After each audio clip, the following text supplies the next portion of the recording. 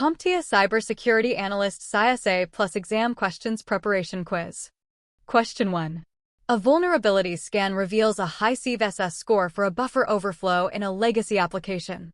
The team must prioritize based on exploitability and environmental factors. Given the asset's criticality and payment processing compliant with PCI DSS, what is the next step in vulnerability management? Is it? Option A. Recommend controls like input validation. Option B. Validate findings through manual testing. Option C. Assess business impact for exception requests. Option D. Apply patches during maintenance windows. The correct answer is B. Rationale. Validate findings through manual testing, option B, is correct because automated scans can produce false positives. Before taking action, the team must confirm the vulnerability exists and is exploitable in the specific environment. Control recommendations, option A, come after validation. Business impact assessment, option C, is for exception requests if patching is not possible. Patch application, option D, occurs only after validation and prioritization. Question 2. For mitigating overflow vulnerabilities in software, the development team follows secure SDLC practices. A recent scan showed data poisoning risks in containerized apps. Which control recommendation would best address this in vulnerability response? Is it? Option A, implementing compensating controls like WF. Option B, using threat modeling for risk assessment. Option C, enforcing SLOs for patch deployment. Option D, applying configuration management baselines. The correct answer is A. Rationale. Implementing compensating controls like WF, option A, is correct because data poisoning risks in containerized applications may not have immediate fixes.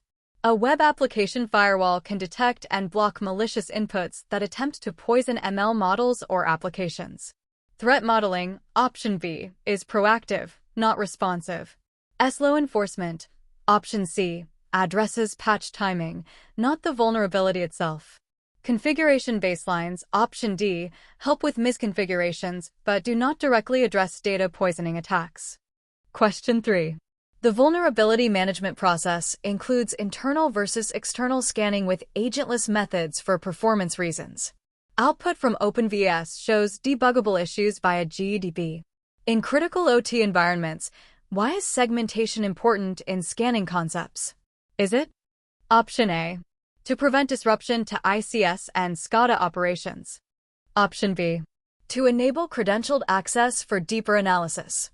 Option C, to comply with ISO 27000 series frameworks. Option D, to support static versus dynamic code reviews. The correct answer is A. Rationale. To prevent disruption to ICS and SCADA operations, option A, is correct because OT environments are sensitive to active scanning.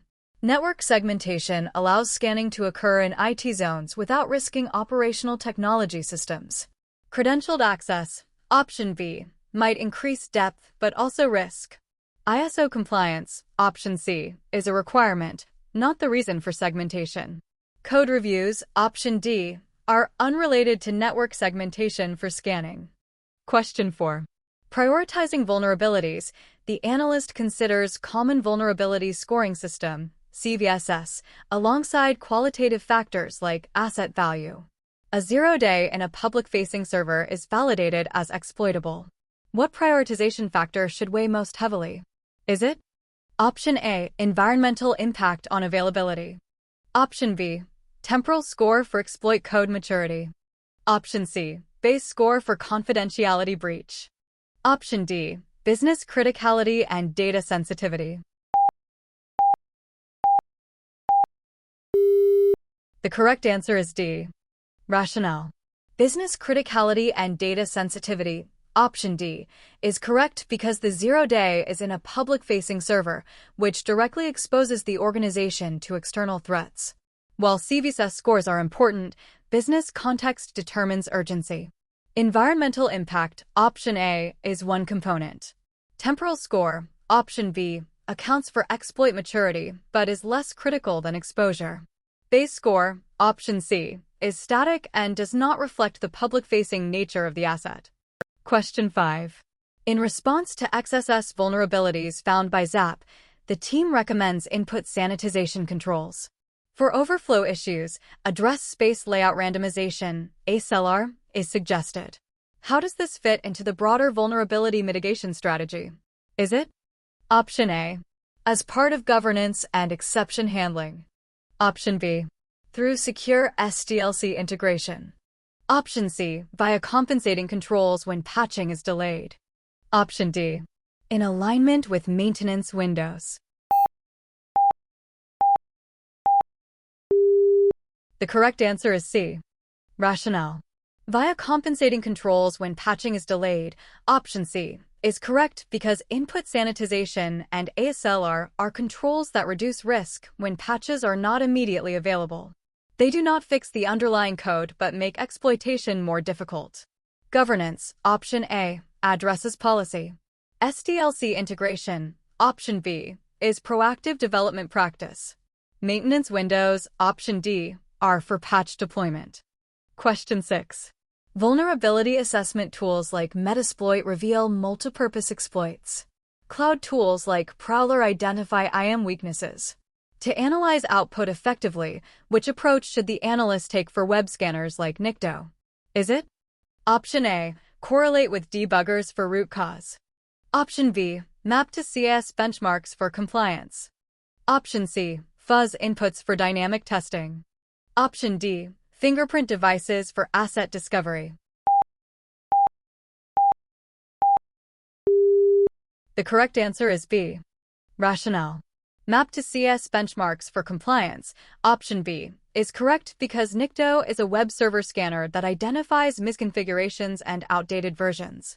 Mapping findings to CIS benchmarks provides context on compliance and security best practices. Debugger correlation, option A, is for code analysis. Fuzzing, option C, is a separate testing technique. Fingerprinting, option D, is asset discovery, not vulnerability analysis. How many did you score out of 6? Comment your score down below and visit @pokerexams.com for more practice questions. Bye.